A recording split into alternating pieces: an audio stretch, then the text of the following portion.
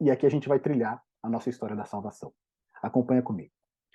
Lá no pátio, nós tínhamos o quê? O altar de sacrifícios, tá certo? O que representava esse altar de sacrifício? O Cordeiro de Deus que tira o pecado do mundo. Então, lá no altar, lá em Mateus verso 1, 21, vai dizer o quê? Porque ele salvará o seu povo dos seus pecados. Ali o altar representa o sacrifício de Cristo, representa a cruz de Cristo. É ali que nós entramos como pecadores. Nós reconhecemos que a nossa vida tem sido uma vida que tem desagradado a Deus, que nós precisamos de um Salvador, que nós precisamos de alguém que pague o preço do nosso pecado. Para onde que a gente vai? Para a cruz, tá certo? Para onde que o pecador ia no Antigo Testamento, quando tinha o ritual do santuário? Para o altar de sacrifícios. Ele levava ali um cordeiro, tá certo? Para ser sacrificado, para ser um substituto. No nosso caso, não. Nós reconhecemos que temos uma vida de pecado e precisamos de um Salvador. Então, para onde nós vamos? Para a cruz de Cristo. Tá certo? Porque ele salva-nos dos pecados. Em Mateus capítulo 20, verso 28, diz: O Filho do Homem não veio para ser servido, mas para servir e para dar a sua vida em resgate de muitos. Cristo é o nosso substituto. É aquele que recebe a culpa no nosso lugar. O texto de Isaías vai dizer o que para nós? Né? Que a paz que nós temos hoje é por conta do quê? Porque ele recebeu as nossas pisaduras. Ele recebeu sobre si o quê? As nossas enfermidades. O castigo que estava sobre ele hoje o quê? Nos dá a paz. Em 1 Pedro, no capítulo 3, verso 18, vai dizer assim: Porque também Cristo padeceu uma vez pelos pecados, o justo pelos injustos, para levar-nos a Deus. Conhecemos o amor nisto, que ele deu a sua vida por nós, diz 1 João capítulo 3, verso 16. Ou seja, no pátio, o primeiro compartimento aqui, em que eu e você nos achegamos, nós nos achegamos para a cruz de Cristo. Tá certo? É ali que nós vemos a necessidade de um Salvador. É no local ali do altar do sacrifício que nós olhamos e vemos o Cordeiro de Deus que tira o pecado do mundo. Então todos nós só chegamos a Cristo, só somos justificados por meio do sacrifício do Filho de Deus. Mas não é só aí. Porque nós temos um segundo móvel no pátio. Qual que era? A pia, não é isso? Então, uma vez que nós reconhecemos que precisamos de um Salvador, que precisamos de alguém que pague o preço dos nossos pecados, para que nós possamos ter paz com Deus, uma vez que nós necessitamos de justificação, o segundo passo que nós precisamos dar no caminho do santuário, qual que é? Batismo. Lembra que o santuário ele se limpava nas águas, o sacerdote, né, se limpava nas águas antes de entrar no lugar santo? Todos nós que entramos pelo caminho do santuário, nos deparamos com a cruz de Cristo, precisamos dar o segundo passo. Batismo. Precisamos ser limpos das impurezas, ter os nossos pecados removidos da nossa vida. Em Romanos capítulo 6, verso 3 e 4 diz: Ou não sabeis que todos quantos fomos batizados em Jesus Cristo, fomos batizados na sua morte? Ou seja, o batismo é o símbolo da nossa morte para a vida de pecado e uma nova vida em Cristo. Olha lá, de sorte que fomos sepultados com ele pelo batismo na morte, para que como Cristo foi ressuscitado dentre os mortos pela glória do Pai, assim andemos nós também em novidade de vida. Lembra que a gente falou? Nós somos justificados, mas somos justificados para viver uma nova vida em Cristo. Qual que é o símbolo dessa morte para a antiga vida e o ressurgimento para uma nova vida? O batismo. Nós não passamos por isso também? Não fomos batizados? Se tem alguém que ainda não foi batizado da maneira bíblica, por imersão, e quer experimentar essa novidade de vida, precisamos seguir a orientação de Deus, ser batizados. Em Gálatas capítulo 3, verso 27, diz o seguinte: Porque todos quanto fostes batizados em Cristo, já vos revestistes de Cristo. Ou seja, se somos batizados em Cristo, nós somos revestidos de Cristo. Lembra que a gente falou, uma vez que nós somos justificados, nós recebemos graça, poder para viver uma vida de santidade? Ou seja, nós somos revestidos de Cristo. Cristo passa a habitar em nós, ele passa agora a transformar a nossa vida. E aí muitas pessoas questionam, né, a importância do batismo. Né? Porque, qual que é a importância do batismo? Não basta que eu apenas confesse Cristo como Senhor e Salvador e eu vou ser salvo? Depende. O ladrão na cruz apenas confessou e foi salvo. Mas se você não está numa situação de vida ou morte, tem tempo, por que não seguir a orientação de Deus? Por que não seguir a orientação bíblica da palavra de Deus? Até Paulo foi batizado, né? Ele mesmo, depois que se converteu, foi batizado. Ou seja, ele que se considerava o pior dos pecadores, ele foi batizado para receber essa nova vida, para se revestir de Cristo. E existe uma questão muito importante que eu sempre falo para as pessoas com quem a gente está estudando.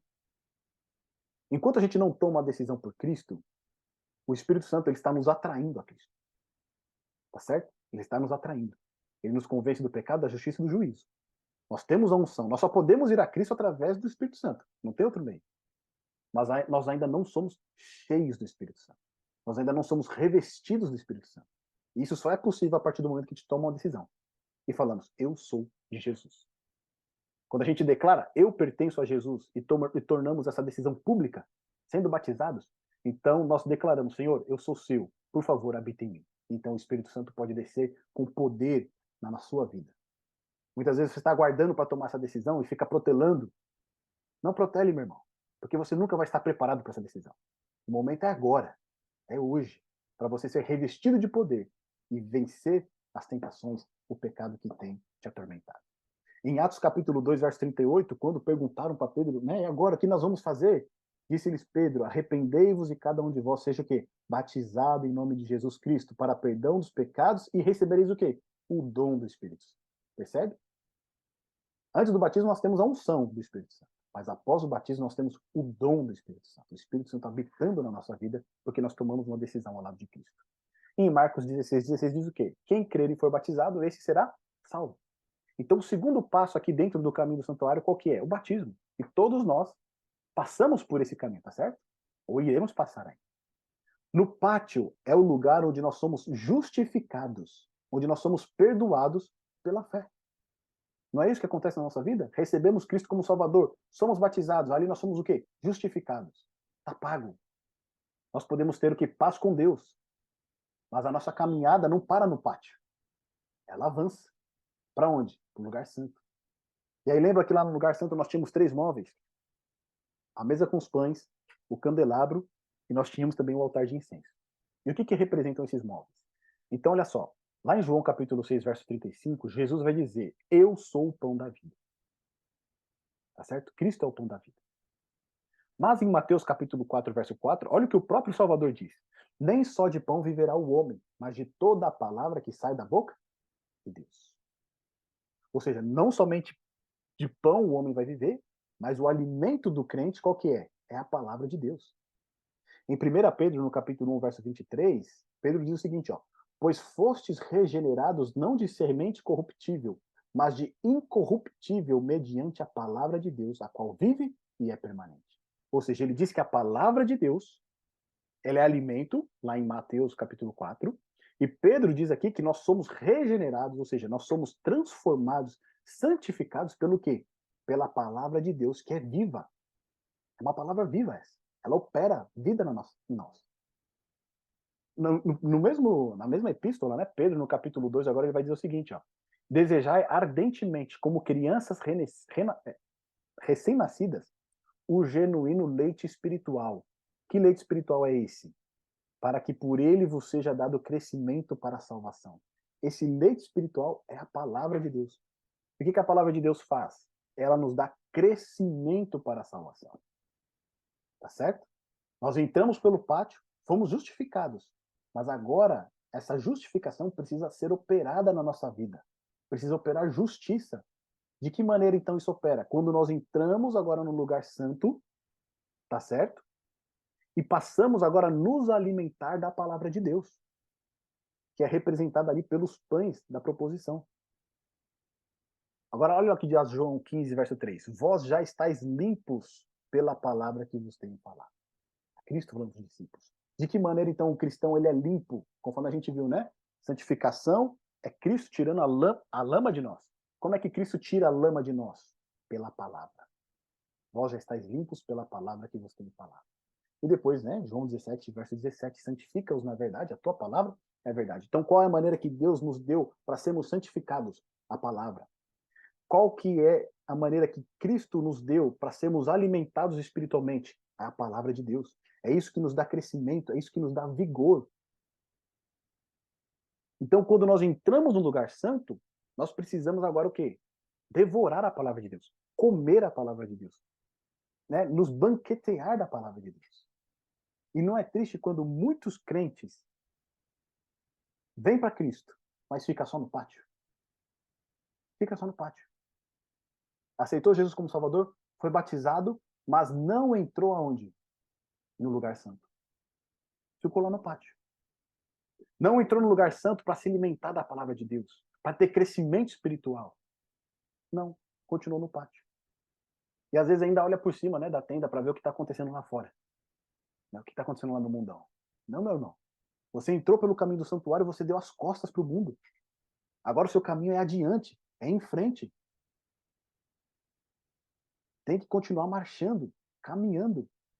E o lugar santo é o lugar onde nós ali temos esse crescimento espiritual. Por isso que muitas vezes as pessoas estão na igreja 20, 30, 40, 50 anos, uma vida inteira na igreja, mas não tem crescimento espiritual. Por quê? Porque ficou no pátio. Creu, foi batizado, mas não entrou no lugar santo para ser o quê? Santificado. Mas lá dentro do lugar santo tinha um outro móvel, qual que era? A menorá, né? O candelabro. Então olha lá. Jesus, em João capítulo 8, verso 12, diz: Eu sou a luz do mundo. Quem me segue não andará em trevas, mas terá a luz da vida. Quem que é a luz da vida? Cristo. E quem segue a Jesus não anda em trevas, mas ele próprio possui a luz na sua vida. Tá certo? Quem segue Jesus tem a luz consigo. Em Salmos 119, 105, nós temos ali uma outra, né, metáfora, uma outra comparação para a palavra de Deus. Lâmpada para os meus pés é a tua palavra e luz para o meu caminho. Ou seja, a palavra de Deus também é luz. A luz que brilhava ali no lugar santo também é um símbolo para a palavra de Deus. Mas não somente isso, porque em Mateus capítulo 5, verso 14 e 16, Cristo diz: Vós sois o quê? A luz do mundo. Ou seja, assim como Cristo é a luz do mundo, quando nós passamos a seguir a Ele, nós também temos a sua luz conosco. E nós também nos tornamos o quê? Luz do mundo. Assim resplandeça a vossa luz diante dos homens, para que vejam as boas obras e glorifiquem a vosso Pai que está nos céus. E Isaías capítulo 60, verso 1 e 2 diz: Levanta-te, resplandece, porque vem a tua luz, e a glória do Senhor vai nascendo sobre ti. Porque eis que as trevas cobriram a terra e a escuridão os povos, mas sobre ti o Senhor virá surgindo e a glória se verá sobre ti. Ou seja, o que é essa luz que a gente tem aqui no segundo móvel do lugar santo? É o testemunho. Nós temos a palavra de Deus, mas também é o quê? É um testemunho. Porque Cristo diz: Vós sois a luz do mundo. Assim resplandeça a vossa luz o quê? Diante dos homens, para que vejam as vossas boas obras e glorifiquem a quem? Ao Pai. É o testemunho de que você teve uma vida regenerada, de que você teve uma vida transformada, de que você agora é uma nova pessoa. Esse testemunho, ele precisa ser como uma luz que brilha nas trevas. As pessoas precisam olhar e ver essa mudança. Ver que realmente, olha, o Jefferson é uma nova pessoa, tá certo? Olha, ele mudou, ele não é mais aquela mesma pessoa. E olha só, a gente sabe que o momento que nós estamos vivendo é um momento de trevas, certo? Densas trevas estão sobre o mundo. A escuridão ela está sobre o mundo. Jesus vai comparar o período que nós estamos vivendo com o período do tempo de Noé, onde o coração do ser humano era o quê? Continuamente mal.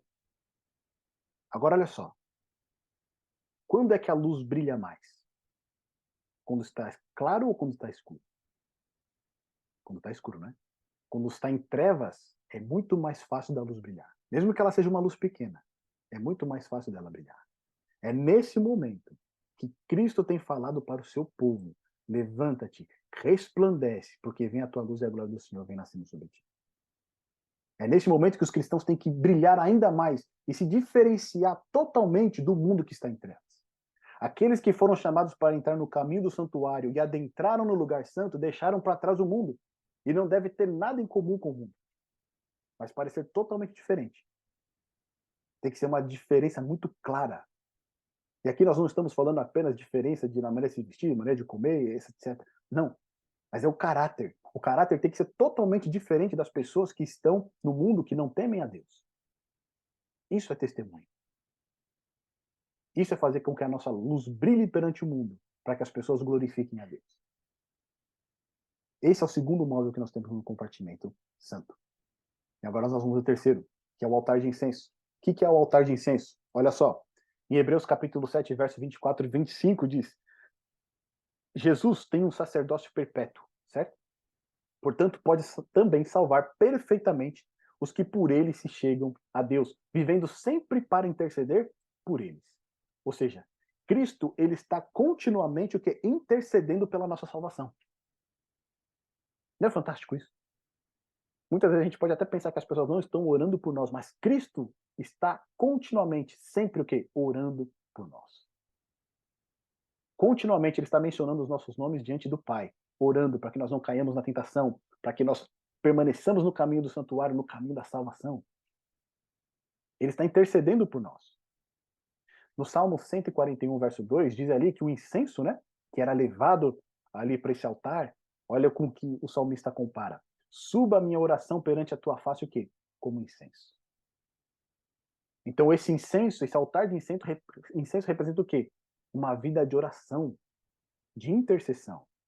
Lá em Apocalipse 8, verso 3 e 4, também a gente vai ver a mesma ideia, né? E veio outro anjo e pôs-se junto ao altar, tendo um incensário de ouro, e foi-lhe dado muito incenso, para o pôr com as orações de todos os santos sobre o altar de ouro que está diante do trono. E a fumaça do incenso subiu com as orações dos santos, desde a mão do anjo até diante de Deus. Ou seja, o incenso aqui na Bíblia representa o quê?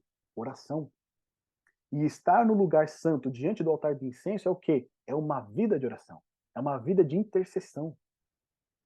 Então, aquele que aceitou Jesus, foi batizado, agora ele precisa entrar no lugar santo para viver uma vida de estudo da palavra de Deus, de testemunho daquilo que o Senhor tem feito na sua vida e uma vida de oração.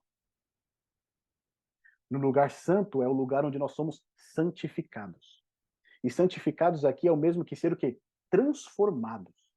Tá certo? Aqui nós somos transformados pela fé.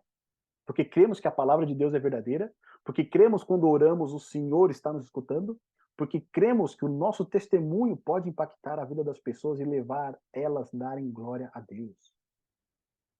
O lugar santo é o lugar onde nós somos santificados. É o lugar da qual Paulo diz que sem santificação ninguém verá o quê? A Deus. Meus irmãos, nós precisamos entender isso de uma vez por todas. Se nós não passarmos tempo no lugar santo, nós não veremos a Deus. Se você ficar só no pátio, e a não ser que você tenha aceitado Jesus e morra naquele instante, você não verá a Deus. Porque você precisa caminhar, você precisa entrar no lugar santo. Você precisa progredir na sua vida de santidade. Nós demos as costas para o mundo. Sigamos agora adiante. Porque tem mais um compartimento para chegar. Qual que é? Santíssimo. Olha lá. O lugar santíssimo, onde está a Arca da Aliança. E aqui é interessante, porque quando a gente olha para o cidadão comum, ele só poderia ir até o pátio. Tá certo? Ele só pode ir até o pátio. No lugar santo e no lugar santíssimo, os únicos que poderiam entrar ali é sacerdote e sumo sacerdote. Tá certo? A pessoa comum, ela não pode entrar no lugar santo nem no lugar santíssimo. Agora, quem que está lá no lugar santíssimo? Não é Jesus Cristo, nosso sumo sacerdote? Se nós o aceitamos na nossa vida pela fé, ele nos conduz aonde? Ao lugar santo. E aonde ele vai nos conduzir? Até o lugar santíssimo. Nós só podemos entrar no lugar santo e no lugar santíssimo se nós formos conduzidos por quem? Por Cristo. Se Cristo estiver em nós, aí nós temos acesso ao lugar santo e ao lugar santíssimo. Porque muitas vezes as pessoas param no pátio porque não têm se agarrado a Cristo. Porque não tem permitido que Cristo habite na sua vida. Que Cristo conduza pelo lugar santo. Que Cristo conduza até o lugar santíssimo. Agora olha lá no lugar santíssimo. Hebreus capítulo 8, verso 1. Temos um sumo sacerdote, que é o único lugar que o sumo sacerdote poderia entrar uma vez por ano. Jesus, tal que está sentado nos céus, à destra do trono da majestade. Então, quem está sentado no trono representado lá pela Arca da Aliança no lugar santíssimo? Cristo. É ele que está lá. E ele é o quê? O nosso sumo sacerdote. O que mais? Olha o que está escrito lá. Dentro da Arca da Aliança, que é o trono de Deus representando, o que estava dentro da Arca da Aliança? A lei de Deus. Certo? Não é a lei de Deus que estava lá dentro? Agora olha só aqui comigo. Sabe qual que é o problema do povo de Laodiceia? Eles querem cumprir a lei estando no pátio. Percebe? Qual que é o problema do povo de Laodiceia? Eles querem cumprir a lei estando no pátio. E se você quiser guardar os mandamentos, ter uma vida de justiça, de cumprimento da lei, estando no pátio, a sua vida vai ser um fardo. O seu serviço a Deus vai ser um fardo. O seu serviço em prol da igreja do próximo vai ser um fardo. Por quê? Porque você não entrou no lugar santo para ser transformado e não está indo em direção ao lugar santíssimo. Porque é lá no lugar santíssimo que está a lei de Deus. Olha que Jeremias 31, verso 33 e 34 vai dizer para a gente. Porei a minha lei no seu interior e a escreverei no seu coração. Olha que fascinante isso aqui. Quem é que faz isso? É Deus. Não é o povo de Laodiceia que vai dizer, não, eu vou obedecer à lei, eu vou guardar os mandamentos e vou ser o povo do tempo do fim. É Deus que diz, eu vou colocar a minha lei no seu interior e escreverei no seu coração. E eu serei o seu Deus e eles serão o meu povo. E não ensinará mais cada um o seu próximo, nem cada um o seu irmão, dizendo, conhecer ao Senhor. Porque todos me conhecerão, desde o menor até o maior deles. Diz o Senhor, porque lhes perdoarei a sua maldade e nunca mais me lembrarei dos seus pecados. Essa obra é uma obra de Deus, meus irmãos. A obra de obediência à lei, do cumprimento da justiça, é uma obra de Deus. Qual que é o nosso papel? Continuar marchando, continuar seguindo em frente. Lembra que Pedro disse, nós temos que ser diligentes na nossa salvação? Qual que é a nossa parte nisso, então? Lugar santo. Ali é a nossa parte. Ter tempo para a palavra de Deus, levar uma vida de oração. Porque, naturalmente, uma pessoa que estuda a Bíblia e tem uma vida de oração, naturalmente, ela testemunha. Naturalmente, ela testemunha. Ela não precisa ser forçada a testemunhar. Sabe por que muitas vezes na nossa igreja é chato a gente ficar ouvindo que os irmãos precisam trabalhar, que os irmãos precisam trazer pessoas, dar estudo bíblico, que os irmãos precisam trazer pessoas a Cristo? Sabe por que é chato isso? Porque a gente não entende, e também quem lá está pedindo isso não entende, que esses resultados que eles esperam é algo natural de alguém que passa tempo no lugar santo. Quem passa tempo com Cristo no lugar santo, esses frutos eles são naturais. Você não precisa cobrar, você não precisa exigir. Então, em vez de ficar com cobrança, em vez de ficar colocando fardo, dê o exemplo. Passe tempo no lugar santo. Para que os irmãos vejam mais do que o seu cargo, vejam Cristo em você e queiram seguir o seu exemplo. Promova entre os irmãos uma vida no lugar santo, para que eles sejam transformados, para que eles sejam santificados.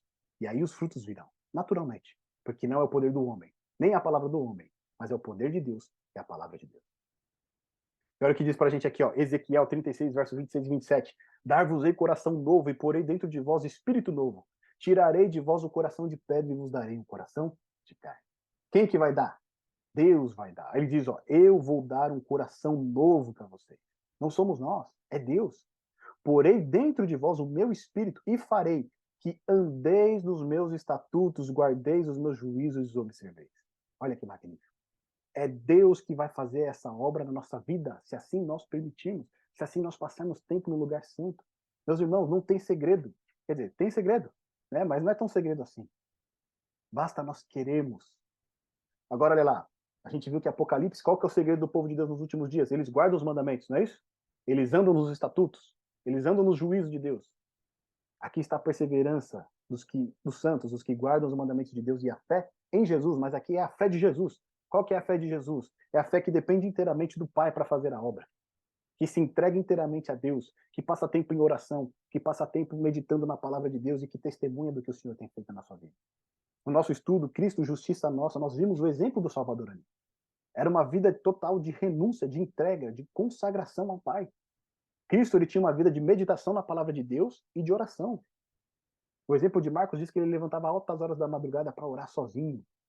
Quantas vezes Jesus foi visto orando sozinho de madrugada, clamando, intercedendo? Qual era o segredo do poder de Cristo que nós vimos? Que a vida perfeita dele não foi baseada no seu poder divino, mas foi o quê? Pela fé. Era comunhão com o Pai, ele estava todo momento em comunhão. Se eu e você vivemos essa vida de comunhão, meus amigos, nós faremos as obras que o Senhor fez. Não é isso que ele prometeu para nós? Agora olha só lá em Colossenses capítulo 1, verso 27. Aos quais Deus quis fazer conhecer quais são as riquezas do que? Da glória deste mistério entre os gentios. Qual que é o mistério? Que é Cristo em vós a esperança da glória. Qual que é a esperança então da glória? Cristo habitando plenamente em nós.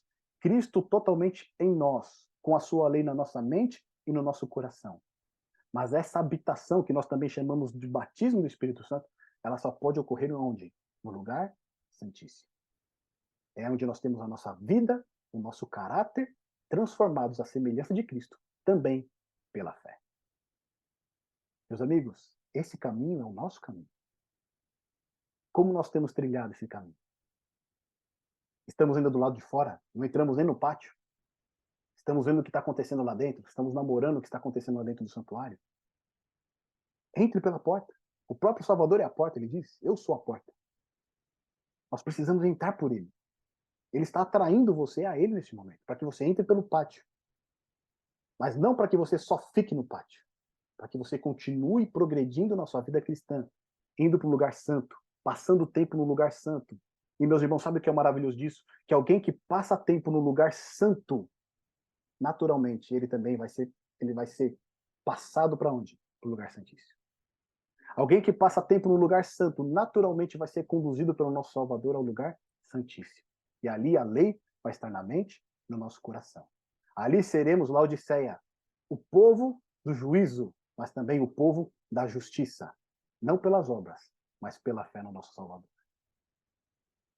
Qual que é o segredo, então, meus amigos? É o caminho do santuário. No pátio, reconhecemos o pecado na vida e nos arrependemos das ofensas contra Deus. Pela fé, aceitamos o perdão e a salvação em Jesus e somos batizados. Com a ajuda de Jesus, renunciamos pecados conhecidos e nos afastamos do mal. Entrar no pátio é dar as costas para o mundo sem Deus. Não voltar atrás.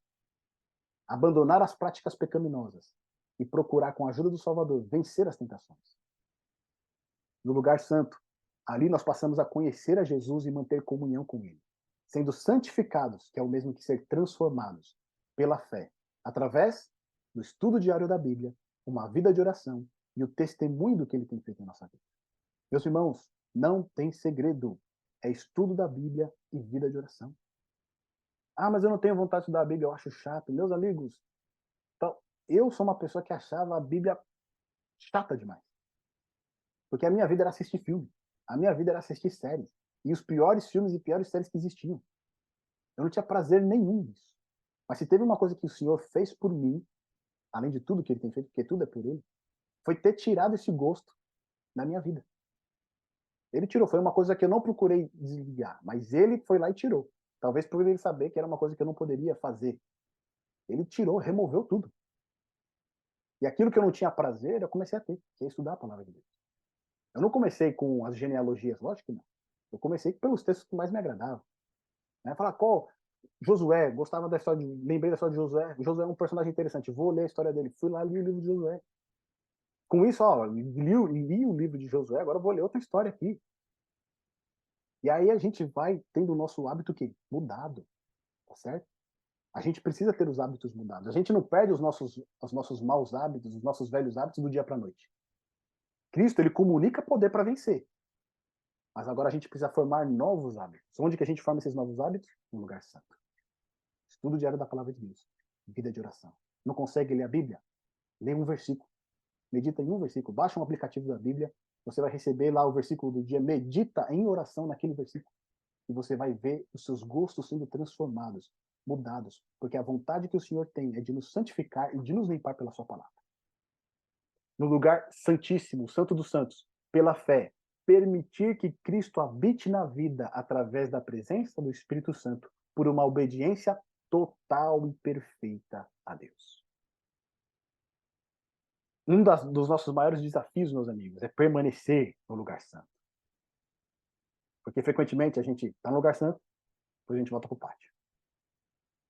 A gente passa um tempo no lugar santo, e depois a gente volta para o pátio de novo. Talvez um dos maiores problemas que a gente tem é a disciplina, né? Porque como discípulos de Jesus, envolve sermos disciplinados também. Se nós buscarmos essa disciplina de passar tempo no lugar santo, nós veremos maravilhas sendo realizadas na nossa vida. Transformações completas, não somente no nosso caráter, na nossa vida, mas na vida das pessoas que estão ao nosso redor, porque nós seremos um testemunho vivo da luz do mundo que é o Senhor Jesus Cristo. Qual que é o segredo para uma vida de vitória? Como nós devemos guardar os mandamentos? Pelo caminho do santuário. Não tem outro caminho, meus amigos. É passando tempo com Deus. Aqueles que guardam os mandamentos no fim dos tempos não são aqueles que batem no peito e dizem nós guardamos os mandamentos e não precisamos de nada. Não. mas são aqueles que reconhecem que não tem nada para oferecer a um Deus que é santo, que é puro, que é justo, mas que pela obediência e pela fé decidem trilhar o caminho do santuário e passar uma vida de comunhão com o Salvador. Esse é o segredo para o povo de Deus no fim dos dias. A justiça, não pelas obras, mas a justiça pela fé. Esse é o segredo do povo da justiça. Recapitulando o estudo. No fim dos tempos, o mundo será dividido em dois grupos, os selados por Deus e os que guardam seus mandamentos, e os que receberam a marca da besta e transgridem os seus mandamentos. O povo de Deus que professa guardar mandamentos deve abandonar a vida de justiça, cumprimento da lei pelas obras, para abraçar a justiça pela fé. O caminho do santuário que apresenta a nossa história de salvação nos revela como viver essa vida de justiça pela fé.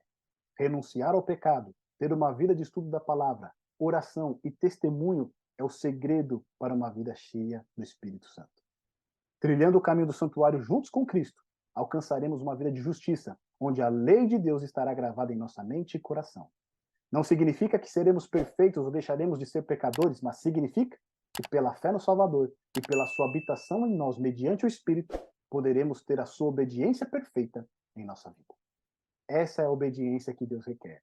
A obediência de Cristo em nossa vida pela fé.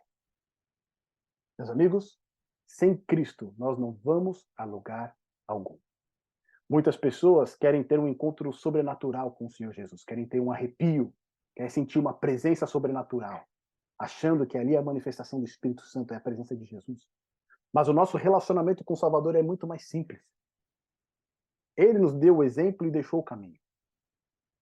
Estudo da palavra, que é ouvir Deus falar conosco, e uma vida de oração. É assim que nós nutrimos um relacionamento vivo com o Salvador. É assim que nós ouvimos a voz do Salvador.